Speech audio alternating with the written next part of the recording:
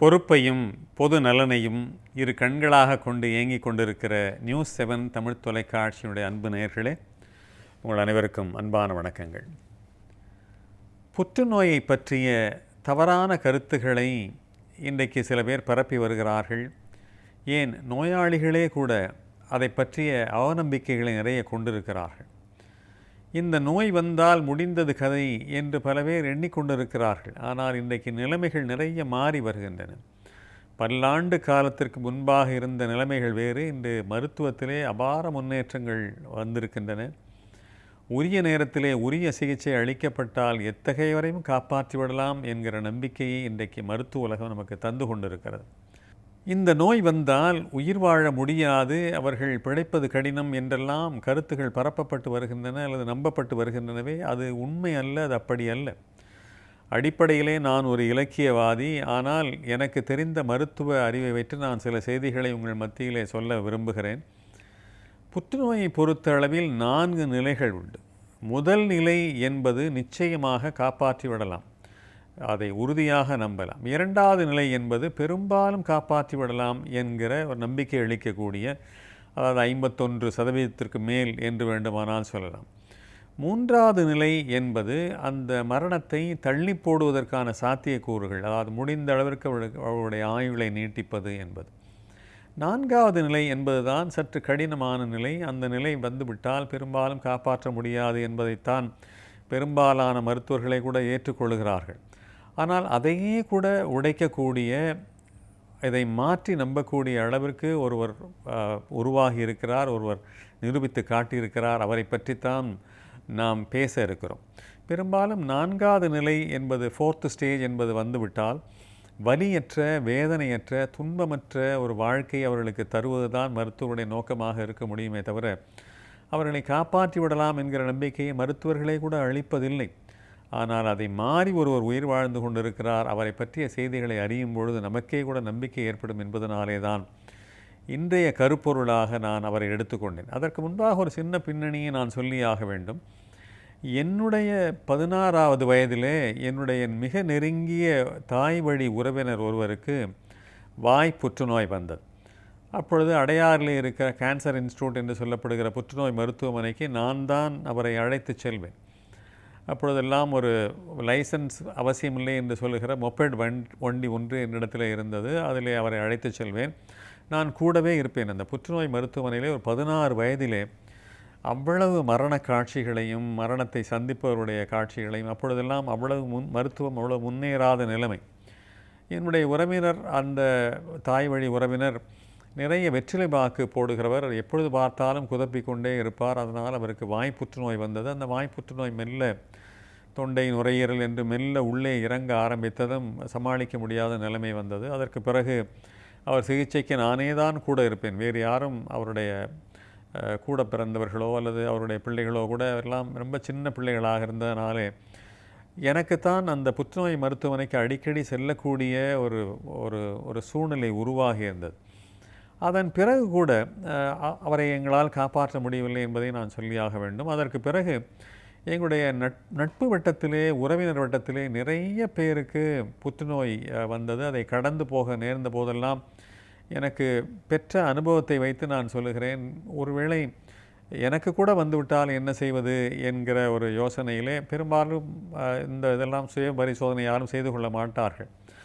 ஆனால் என்னுடைய உறவு வட்டத்திலே, நட்பு வட்டத்திலே நிறைய பார்த்து விட்டதால் ஏனோ எனக்கு சோதனை செய்து கொள்ள வேண்டும், என்னை சோதனை செய்ய வேண்டும், எனக்கு ஒரு புற்றுநோய் இருக்கிறதா என்று ஒரு ஆவல் வந்தது.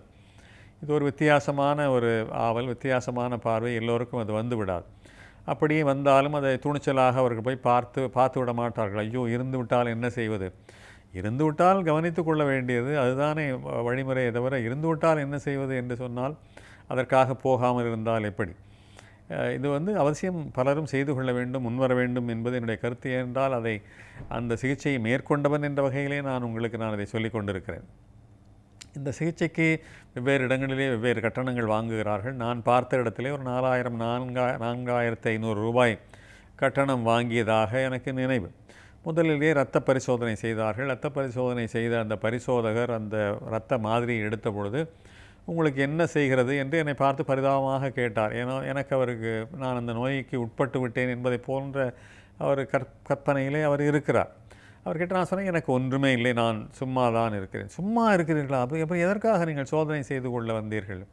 இல்லை, எனக்கு இருக்கிறதா இல்லையா என்று பார்ப்பதற்காக நான் வந்தேன் என்று சோதித்துக் கொள்கிறேன் என்று சொன்னேன். அவருக்கு வியப்பு தாங்கவில்லை. அப்படி ஒரு நோயாளி இதுவரைக்கும் அவர் கடந்து வந்ததில்லை போல் இருக்கிறது. அவருடைய முகக்குறிப்பினுடைய வியப்பை பார்த்த பொழுது உண்மையிலேயே அவருக்கு என்னை போன்றவன் தான் முதலாவதாக ஒன்றுமே இல்லாமல் சோதனை செய்து கொள்ள வந்தவன் என்பதைப் போல எண்ண நேர்ந்தது.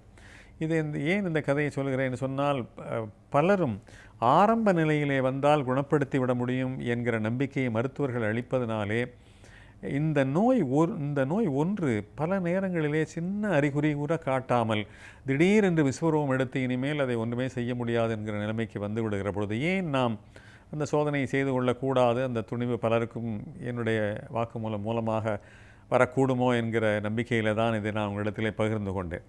நாம் மையமான விஷயத்திற்கு நாம் போவோம். நாம் பேசிக்கொண்டிருக்கிற கதாநாயகர் யார் என்று சொன்னால் பரதேஷ் என்பவர் தான்.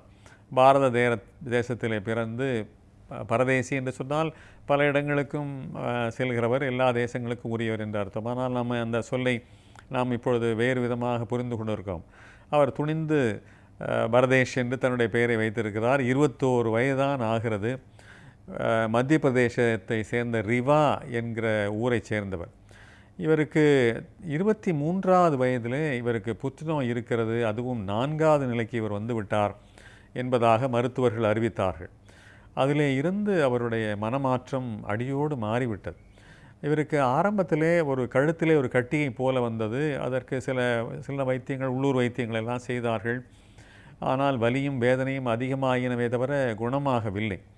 உடனே இவர் தன்னுடைய கருத்தை மாற்றிக்கொண்டு நவீன சிகிச்சைக்கு வந்தார். இத்தனைக்கும் அந்த இளைஞருக்கு குடிப்பழக்கமோ புகைப்பழக்கமோ எதுவுமே இல்லை. அவருடைய பரம்பரையிலேயும் யாருக்குமே இந்த நோய் இருந்ததாக இல்லை என்று அவர் சொல்லியிருக்கிறார். சில நேரங்களிலே மருத்துவத்துறையிலே இடியோபதி என்ற ஒரு சொல்லை சொல்வார்கள். இது ஏன் வந்தது, எப்படி வந்தது, இதற்கு காரணமெல்லாம் கூற முடியாது என்பதை மருத்துவ உலகம் இடியோபதி என்று குறிப்பிடுகிறது. எனவே பாரதேஷுக்கு வந்த இந்த நோய் எப்படி வந்தது என்பதை பற்றி எந்த மருத்துவராலும் காரணம் சொல்ல முடியவில்லை. அதன் பிறகு இவர் சிகிச்சை எடுத்துக்கொள்ள ஆரம்பித்தார். உடனே சின்ன சின்ன முன்னேற்றங்களை கண்டார். நிச்சயமாக தன்னுடைய மரணம் எப்பொழுது என்று தெரியாத நிலையிலே முடங்கி விடாமல் மோட்டார் சைக்கிளை ஒன்றை எடுத்துக்கொண்டார். இவருக்கு என்ன தோன்றியது? பல பேர் புற்றுநோயை பற்றிய தவறான கருத்தில் இருக்கிறார்கள், அபிப்பிராயத்தில் இருக்கிறார்கள். அதை உடைக்க வேண்டும். ஒரு புற்றுநோயாளியால் பெரிய அளவிலே இயங்க முடியும், வலம் வர முடியும் என்பதை நிரூபிக்க விரும்பினார். தன்னைப் போலவே பாதிக்கப்பட்டவர்களுக்கு நம்பிக்கை ஊட்ட வேண்டும் என்கிற முடிவை அவர் எடுத்தார். அதுதான் முக்கியமான முடிவு. ஆனால் இந்த முடிவை பெற்று எந்த பெற்றோராவது வரவேற்பார்களா? 4வது நிலையில் இருக்கிற புற்றுநோயாளியை தனியாக ஒரு மோட்டார் சைக்கிளே இந்தியா எங்கும் வலம் வருவது என்று சொன்னால் எந்த பாசமிகு பெற்றோர் அதை அனுமதிப்பார்கள்? தாய் சொல்லை தட்டாதே, தந்தை சொல்லை மீறாதே என்பதையெல்லாம் மீறி தாய் சொல்லை தட்டினார், தந்தை சொல்லை மீறினார். நான் என்னுடைய உயிர் எப்படி போனாலும் பரவாயில்லை, நான் மக்கள் மத்தியிலே மனமாற்றத்தை நான் ஏற்படுத்துவேன் என்று சொல்லி இதுவரை 7000 கிலோமீட்டர் இந்தியாவிலே பயணம் செய்திருக்கிறார். புற்றுநோய் எந்த ஊருக்கு போனாலும் இங்கே ஊரில் புற்றுநோயால் பாதிக்கப்பட்டவர்கள் இருக்கிறார்களோ அவர்களை சந்திக்க வேண்டும் என்று ஏதோ ஒரு பெரிய ரசிகன் ஒரு பெரிய கதாநாயகனை சந்திப்பதைப் போல அவர் தேடி தேடி சந்தித்திருக்கிறார். இப்படி 2000 பேரை சந்தித்து அவர்கள் மனதிலே நம்பிக்கை விட்டு பாருங்கள், 4வது நிலையில் இருக்கிற நானே இவ்வளவு நம்பிக்கையாக இருக்கிறேன், நீங்கள் ஏன் நம்பிக்கை பெறக்கூடாது என்று. மருந்து பாதி மனது பாதி என்று சொல்வார்கள். மனதிலே தெம்பு பிறந்து விட்டால், நம்பிக்கை பிறந்து விட்டால், நான் உயிர் வாழ வேண்டும் என்கிற ஆசை இருந்து விட்டால், நான் உயிர் வாழ்வேன் என்ற நம்பிக்கை பிறந்து விட்டால் புற்றுநோய் மட்டுமல்ல எந்த நோயையும் நாம் வெற்றி கொள்ள முடியும் என்பதைத்தான் பாரதேஷ் நமக்கு இன்றைக்கும் சொல்லித் தருகிற ஒரு அற்புதமான மனிதராக இருக்கிறார். புற்றுநோயாளிகளை சமூகம் பார்க்கிற பார்வையும் பாரதேஷுக்கு அவ்வளவு கோபத்தை உண்டு பண்ணுகிறது. ஏன் அப்படி ஒதுக்கப்படுகிறார்கள்? இது என்ன ஒட்டுவான் ஒட்டி வியாதியா? கிடையாதே. எதற்காக அவர்கள் அந்நியப்படுத்தப்பட வேண்டும், எதற்காக அவர்கள் புறக்கணிக்கப்பட வேண்டும் என்பதையெல்லாம் அவர் அதிகமாக வலியுறுத்தி அவர்கள் மத்தியிலே ஒரு நல்லெண்ணத்தை உருவாக்க முடியுமா என்றவர் முயன்று இருக்கிறார்.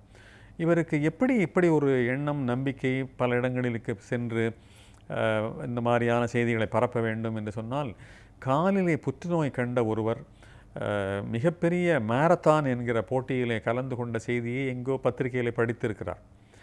ஏன் இவர் இப்படி கலந்து கொண்டு பரிசு பெறுகிற போது நாம் ஏன் இப்படிப்பட்ட ஒரு செய்தியை, இதன் மூலமாக அவர் அந்த நம்பிக்கையை ஊட்டுகிற ஒரு செய்தியை உலகெங்கும் பரப்பி இருக்கிற போது ஏன் நாம் முகத்துக்கு முகம், ஐபால் என்று சொல்வார்கள், கண்ணுக்கு கண் ஏன் அதை நம்ம பார்த்து சொல்லக்கூடாது என்கிற முடிவோடு தான் இவர் புறப்பட்டு இன்னமும் பயணம் செய்து கொண்டிருக்கிறார். இன்னும் மொத்தம் இவருடைய திட்டம் 30,000 கிலோமீட்டர் பயணிப்பது என்பது. இதில் 1/4 பங்கிலே தான் முடித்திருக்கிறார். இன்னும் 23,000 கிலோமீட்டர் பயணித்து என்னுடைய வாழ்க்கை லட்சியம் என்னவென்றால் புற்றுநோயாளிகளுக்கு நம்பிக்கை ஊட்டுவது, அவநம்பிக்கை உள்ள உள்ளங்களிலே நம்பிக்கைகளை திணிப்பது என்கிற உணர்வோடு இருக்கிறார். நாடெங்கும் பயணித்து நம்பிக்கை விதைகளை விதைத்து கொண்டிருக்கிற இந்த அற்புதமான மனிதர் உருக்குலைக்கும் ஒரு வியாதியை ஒரு உருத்தெரியாமல் ஆக்க வேண்டும் என்கிற உணர்வோடு புறப்பட்டிருக்கிற ஒரு மிகப்பெரிய ஒரு சாம்பியன் என்பதாக எனக்கு தோன்றுகிறது. எனவே இந்த எந்த நோய் வந்தாலும் சரி, எந்த தொல்லை வந்தாலும் சரி, அதிலிருந்து நாம் மீள முடியும் என்று மனதால் நம்பினால் அதுவே வியாதிக்கு பாதி குணத்தை அளித்து விடக்கூடியது. எனவே மருந்து பாதி மனது பாதி என்கிற ஒரு நம்பிக்கையை நம்முடைய பாரத தேசம் நமக்கு சொல்லிக் கொடுக்கிற பொழுது ஏன் அந்த கோணத்தில் சிந்திக்கக்கூடாது? ஏன் நம்மால் முயன்ற அளவிற்கு பாதிக்கப்பட்ட நோய்களால் பாதிக்கப்பட்டவர்களுக்கு நம்பிக்கை ஊட்டுகிற மொழிகளை சொல்லக்கூடாது? ஏன் அவர்கள் மத்தியிலே அவநம்பிக்கைகளை விதைக்க வேண்டும் என்கிற சிந்தனையை வளர்க்கிற விதமாக அவருடைய வாழ்க்கை இருக்கிறது. எண்ணி பார்க்கத்தக்க அற்புதமான வாழ்க்கை. மீண்டும் சந்திப்போம் நண்பர்களே. வணக்கம்.